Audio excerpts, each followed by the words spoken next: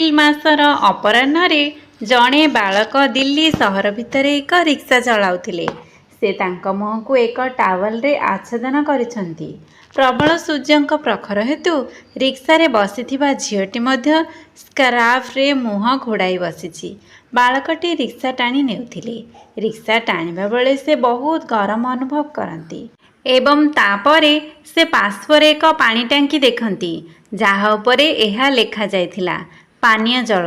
तेणु रिक्शा अटकाई बालकटी झील को कहला जे मैडम जदि तुमर कौनसी असुविधा नहीं तेबे मु जाई एठारु पानी पी पारिबी। सेतेबेले झीलटी कहला ठीक अछि मो ट्रेन आसबाकू बहुत समय अछि तुमे जाई पानी पी पारिबो। एहा परे रिक्शावाला तळकू ओह्लाई मुहरु टावल बाहर करी पानी पीवा आरंभ कला।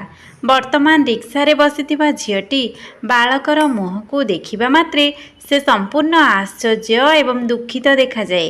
पानी पी सारिबा परे से निज टावल को मुहरे गुड़ाई रिक्शा उपरे बसी रिक्शा टाणिबाकू लागिले। टिकिए आगकू गला परे झियोटी एक छता बाहर करी पुअर मुंड उपरे घोड़ाई रखिला। वर्तमान एहा परे पुओटी कहला मैडम तुमे मो पाई चिंतित हेबा उचित नुहे कारण एहा आमर दैनंदिन कार्य। प्रतिदिन अपराह्न रे आमको एहीपरी रिक्शा टाणिबाकू पड़े किंतु सेही झियो सेठारे किछि कुहंते नाही। से निज गंतव्य स्थल रे पहुंचंती।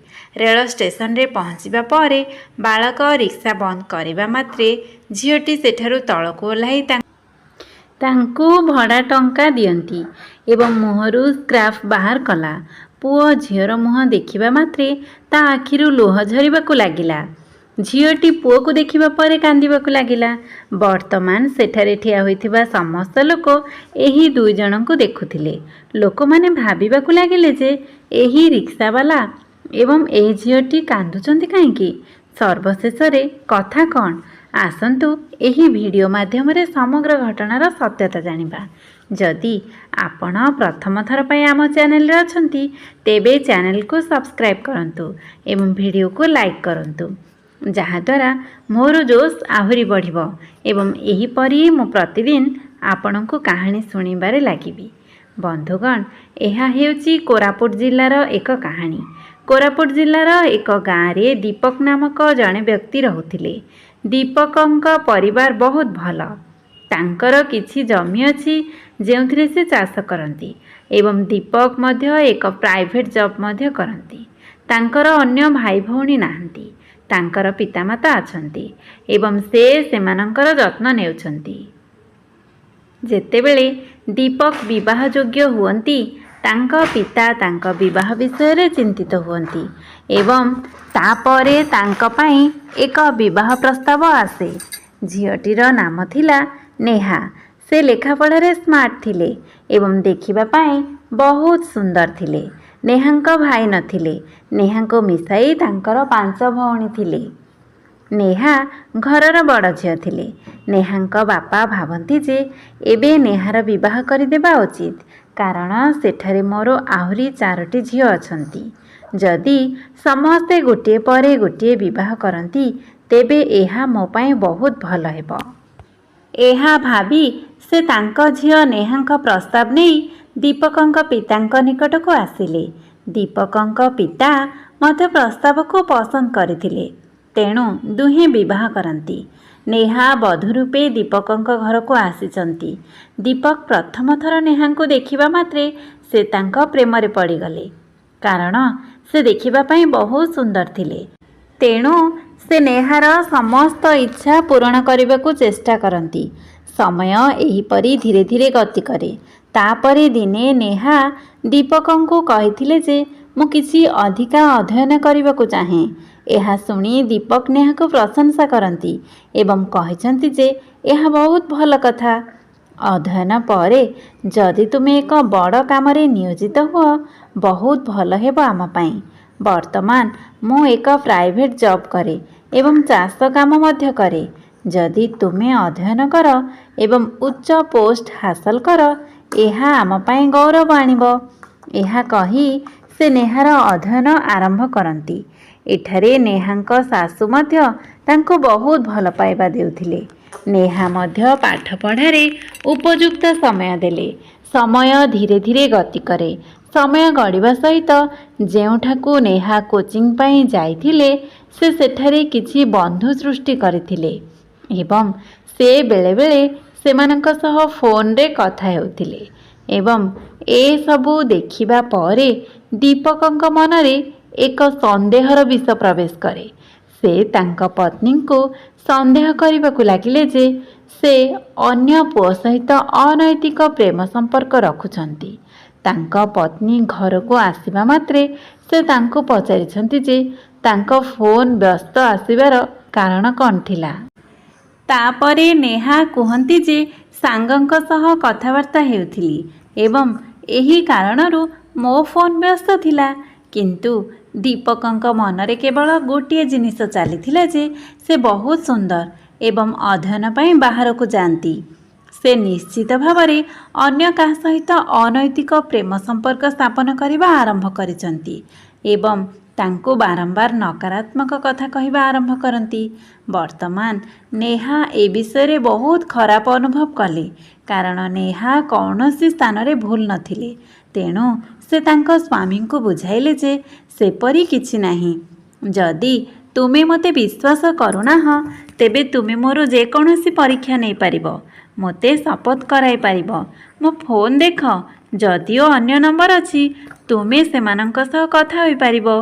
सेतेबेले दीपक कहती जे तुमे शिक्षित एवं तुमे सेही नंबर को डिलीट करिछ।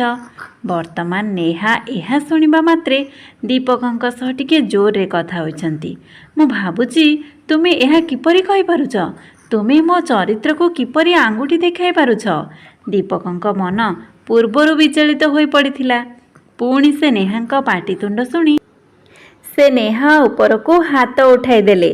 तेणु नेहा संपूर्ण रागी जाई तांको बापा को फोन करती एवं पूरा घटना को तांको बापा को कहती एवं बापा को कहती मु आउ एक सेकेंड पाई मध्य एहा सही पारिबि नाही। जदि आपण चाहती जे मु एही घरे रुहे तेबे एहा वर्तमान संभव नुहे कारण दीपक मो चरित्र उपरे आंगुली निर्देश करिसंती एवं मु मोर चरित्र को भल भाबे जानिछि। मु एपरी किछि करिनी, मु एथिपाई काहेकि दंड पाइबी। एहा कही से फोन को रखी निज जिनिसपत्र पैक करी सीधा पितामातांक घर को जाती। अन्य पक्षरे तांको पिता तांको मनाइबा पई चेष्टा करती किंतु से तांको पितांको संपूर्ण भावे मना कर देछंती। बापा मते भल भाबरे बुझी पारु नथिबा पुओ सहित रहिबारे लाभ कौन। नेहा किछि दिन निज मांक घरे रहिले, तांको घरे बसी रहिचंती। धीरे धीरे एवं समयक्रमे नेहा कोर्ट रे छाड़पत्र मामला दाखल करती। वर्तमान दीपक मध्य छाड़पत्र देबाकू निष्पत्ति नेले। परे दुहे छाड़पत्र पाइले। छाड़पत्र परे किछि परिमाण स्थिर करा जायथिला जहा छाड़पत्र समय रे दीपक नेहा को देबे। एही परिमाण परिशोध करबाकू दीपक तांको चाष जमी को बंधक रखी नेहा को अर्थ देइथिले। वर्तमान दीपक तांको घरे अछंती, नेहा तांको घरे रुहंती। तांको पिता कहिसंती जे झियो जीवन पर्वत परी तू अन्य काहाको विवाह कर, किंतु नेहा संपूर्ण भावे मना करती। से कहती बापा वर्तमान मो विवाह करबाकू चाहू नाही, भविष्यत रे मध्य जदि मो कौनसी पुओ को विवाह करे से मध्य मो चरित्र उपरे आंगुठी देखाइब, तेबे एही कारणरू मो वर्तमान कहा सहित विवाह करबाकू चाहे नाही। मो अध्ययन करबाकू चाहूची एवं अध्ययन परे मो एक भल सरकारी चाकरी पाइबाकू चाहूची। से अध्ययन जारी रखती। समय धीरे धीरे गला एवं छाड़पत्र हेबार प्राय 2 वर्ष बीतीगला।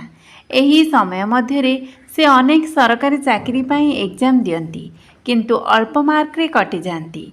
तथापि से कठिन परिश्रम जारी रखती एवं तांकर कठिन परिश्रम दिने फलप्रद हुए। दिने से जानिबाकू पाइले जे से डीएम परीक्षा क्लियर करिसंती। वर्तमान से डीएम हेबाकू जाउछंती एवं एथिपाई तांकू ट्रेनिंग रे जिबाकू पड़िबो। वर्तमान तांका परिवार सदस्य एवं ग्रामवासी एहा सुनिबा मात्रे सेमाने बहुत खुशी हुअंती जे आम गाँर झियो डीएम हेबाकू जाउची। एबे एहा परे नेहा ट्रेनिंग पाई जानती। सेतेबेले तांकू ତାଙ୍କ ଘରୁ ଦିଲ୍ଲୀ ପର୍ଯ୍ୟନ୍ତ ଏକ ଟ୍ରେନ୍ ଧରିବାକୁ ପଡ଼ିଲା ଏବଂ ସେଠାରେ ପହଞ୍ଚିବା ପରେ ସେ ବସ୍ଷ୍ଟାଣ୍ଡକୁ ଯାଆନ୍ତି। ବସ୍ଷ୍ଟାଣ୍ଡରେ ଠିଆ ହୋଇଛନ୍ତି। ସେଠାରୁ ପୁଣି ତାଙ୍କୁ ଏକ ଷ୍ଟେସନ ଯିବାର ଥିଲା। ଏହା ଏକ ଗ୍ରୀଷ୍ମ ଦିନ। ଅପରାହ୍ନର ଖରା ହେତୁ ସେ ନିଜ ସ୍କାର୍ଫରେ ମୁହଁ ଘୋଡ଼ାଇ ଦେଇଛନ୍ତି। ସେଠାରେ ଠିଆ ହୋଇ ସେ ରିକ୍ସାକୁ ଅପେକ୍ଷା କରିଛନ୍ତି। ଠିକ୍ ସେତିକିବେଳେ ଏକ ରିକ୍ସା ଆସେ। ନେହା ତାଙ୍କୁ ଅଟକାଇ ରେଳ ଷ୍ଟେସନକୁ ଯିବାକୁ କହିଥିଲେ। ତୁମେ କେତେ ଟଙ୍କା ଭଡ଼ା ନେବ? ରିକ୍ସାବାଲା କହିଲା 300 ଟଙ୍କା। ଏହାପରେ ଆଉ ଏକ ରିକ୍ସା କିଛି ଦୂରରେ ଠିଆ ହୋଇଥିଲା। ସେ ସବୁକିଛି ଦେଖୁଥିଲେ। ସେ ମଧ୍ୟ ତାଙ୍କ ମୁହଁରେ ଏକ ଟାୱେଲ୍ ଗୁଡ଼ାଇଥିଲେ। ସେ ଆସି କୁହନ୍ତି, ମ୍ୟାଡ଼ାମ୍, ଆପଣ କେଉଁଠାକୁ ଯିବାକୁ ଚାହୁଁଛନ୍ତି? ନେହା ପଚାରିଲେ, ଷ୍ଟେସନକୁ ଯିବା ପାଇଁ ତୁମେ କେତେ ଟଙ୍କା ନେବ? କିନ୍ତୁ ସେ କୁହନ୍ତି, ତୁମ ଇଚ୍ଛାରେ ଯାହା ଦେବ। ନେହା କୁହନ୍ତି, ସେପରି ନୁହେଁ, ତୁମେ ପ୍ରଥମେ କୁହ ତୁମେ କେତେ ଟଙ୍କା ନେବ?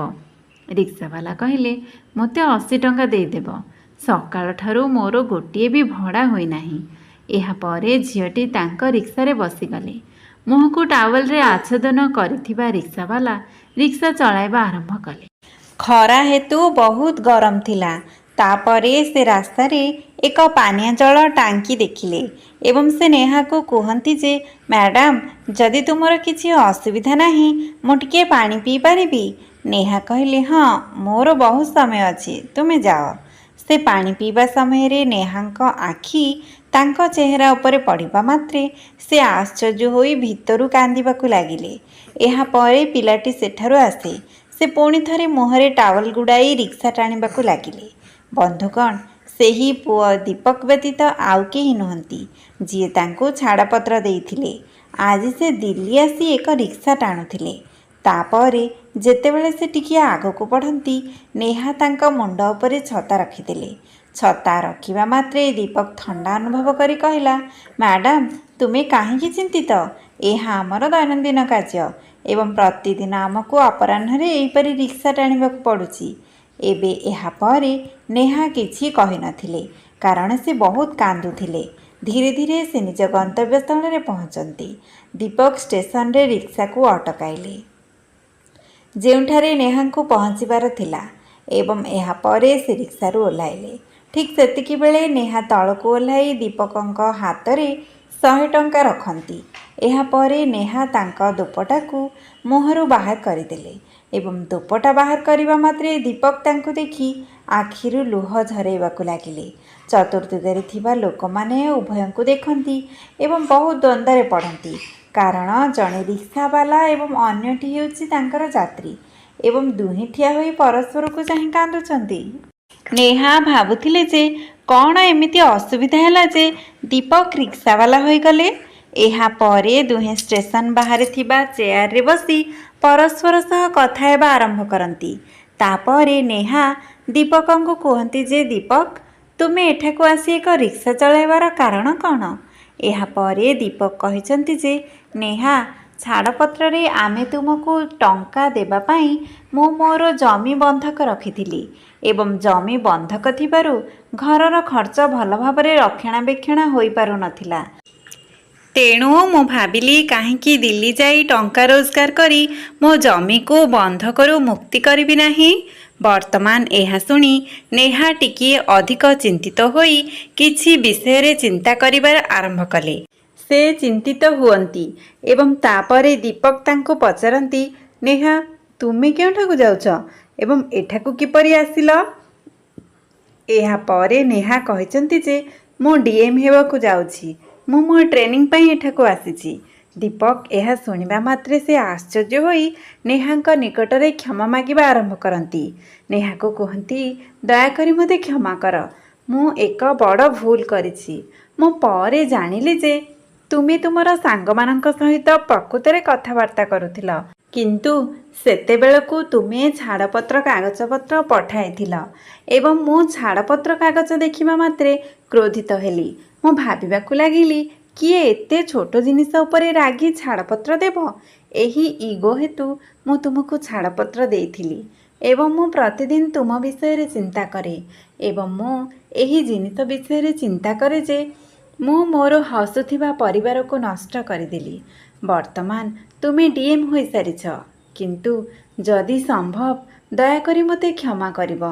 ଏହାପରେ ନେହା କୁହନ୍ତି, ଠିକ୍ ଅଛି, ମୁଁ ତୁମକୁ କ୍ଷମା କରୁଛି। ଏବଂ ସେ ତାଙ୍କ ନମ୍ବରକୁ ଏକ ସ୍ଲିପ୍ରେ ଲେଖନ୍ତି ଏବଂ କୁହନ୍ତି, ଏହା ହେଉଛି ମୋର ଫୋନ୍ ନମ୍ବର।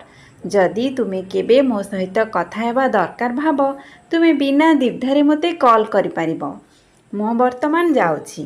ମୋତେ ମୋର ଟ୍ରେନିଂ ସମ୍ପୂର୍ଣ୍ଣ କରିବାକୁ ପଡ଼ିବ ଏବଂ ପରେ ତୁମେ ମୋ ସହିତ ଫୋନ୍ରେ କଥା ହୋଇପାରିବ। ଏହାପରେ ନେହା ଦୁଃଖୀ ହୋଇଯାଆନ୍ତି। କିଛି ଦିନ ପରେ ଦୀପକ ନେହାକୁ ଫୋନ୍ କରନ୍ତି ଏବଂ ବାର୍ତ୍ତାଳାପ ସମୟରେ ଦୁହେଁ ହୃଦୟଙ୍ଗମ କରନ୍ତି ଯେ ସେମାନେ ଯାହା କରିଛନ୍ତି ତାହା ଭୁଲ। ସେମାନେ ଏହା କରିବା ଉଚିତ ନୁହେଁ। ତେବେ ନେହା ବର୍ତ୍ତମାନ ଦୀପକଙ୍କୁ କହିଛନ୍ତି ଯେ ଦୀପକ, ବର୍ତ୍ତମାନ ତୁମେ ରିକ୍ସା ଚଳାଅ ନାହିଁ। ତୁମେ ମୋ ପାଖକୁ ଆସ ଏବଂ ମୁଁ ତୁମକୁ ଏଠାରେ ଭଲ ଚାକିରି ଦେବି। ଦୀପକ ରିକ୍ସାକୁ ଭଡ଼ାରେ ଚଳାଉଥିଲେ ଏବଂ ଦିନସାରା ଏହାକୁ ଚଳାଇ ଟଙ୍କା ରୋଜଗାର କରୁଥିଲେ। ରିକ୍ସା ଫେରାଇ ଦେଇ ସିଧାସଳଖ ନେହାଙ୍କ ପାଖରେ ପହଞ୍ଚିଥିଲେ। ସେମାନେ ଏକାଠି ବାସ କରିବା ଆରମ୍ଭ କରନ୍ତି ଏବଂ ଦୁହେଁ ଦୁଃଖିତ ଯେ ଏତେ ଛୋଟ ଜିନିଷ ଉପରେ ସେମାନେ ନିଜ ଘରକୁ ନଷ୍ଟ କରିଦେଇଛନ୍ତି। ଏହା ଆଦୌ କରିବା ଠିକ୍ ନୁହେଁ। ତେଣୁ ହଠାତ୍ ଦୁହେଁ ପରସ୍ପରକୁ କହିଥିଲେ ଯେ ଆମେ ଦୁହେଁ ବର୍ତ୍ତମାନ ବିବାହ କରିବା ଉଚିତ। ସେମାନେ ପରସ୍ପରକୁ ବିବାହ କରନ୍ତି ଏବଂ ବିବାହ ପରେ ଦୁହେଁ ନିଜ ପରିବାରକୁ କୁହନ୍ତି ଯେ ଆମେ ଦୁହେଁ ପୁନର୍ବାର ବିବାହ କରିଛୁ ଏବଂ ଆମେ ଦୁହେଁ ପରସ୍ପର ସହ ସୁସମ୍ପର୍କରେ ବଞ୍ଚିବୁ। ଏହାପରେ ନେହାଙ୍କ ଟ୍ରେନିଂ ସରିଗଲା ଏବଂ ପୋଷ୍ଟିଂ ମଧ୍ୟ ହୋଇଯାଏ। ବର୍ତ୍ତମାନ କିଛି ଦିନ ପରେ ସେମାନଙ୍କର ଏକ ସୁନ୍ଦର କନ୍ୟା ସନ୍ତାନ ଜନ୍ମ ହୋଇଥିଲା। ସେମାନେ ପିଲାକୁ ନେଇ ନିଜ ଗାଁକୁ ଯାଆନ୍ତି ଏବଂ ଯିଏ ଏହା ଶୁଣନ୍ତି ସେ ବହୁତ ଖୁସି ହୁଅନ୍ତି, କାରଣ ଶେଷରେ ଦୁହେଁ ପୁନର୍ବାର ନିଜ ଘର ସଜାଡ଼ି ନେଲେ। ବର୍ତ୍ତମାନ ନେହା ବହୁତ ପରିମାଣର ଟଙ୍କା ରୋଜଗାର କରନ୍ତି ଏବଂ ଟଙ୍କା ରୋଜଗାର କରିବା ପରେ ସେ ନିଜ 4 ଭଉଣୀଙ୍କ ବିବାହ ବହୁତ ଧୁମଧାମରେ କରନ୍ତି। ଏକ ପରିବାର ପ୍ରଥମେ ନଷ୍ଟ ହୋଇଯାଇଥିଲା ଏବଂ ପରେ ପୁନର୍ବାର ସଜାଡ଼ି ହୋଇଗଲା ଏବଂ ସେମାନେ ପରସ୍ପର ସହିତ ଖୁସିରେ ରୁହନ୍ତି। ଆପଣ କାହାଣୀ ବିଷୟରେ ଯାହା ଭାବୁଛନ୍ତି ତାହା ଆମକୁ କମେଣ୍ଟ କରନ୍ତୁ। ଯଦି ଆପଣ ଭିଡ଼ିଓଟିକୁ ପସନ୍ଦ କରନ୍ତି ତେବେ ଦୟାକରି ଲାଇକ୍ କରନ୍ତୁ ଏବଂ ଚ୍ୟାନେଲକୁ ସବସ୍କ୍ରାଇବ୍ କରନ୍ତୁ। ଧନ୍ୟବାଦ। ଜୟ ଜଗନ୍ନାଥ।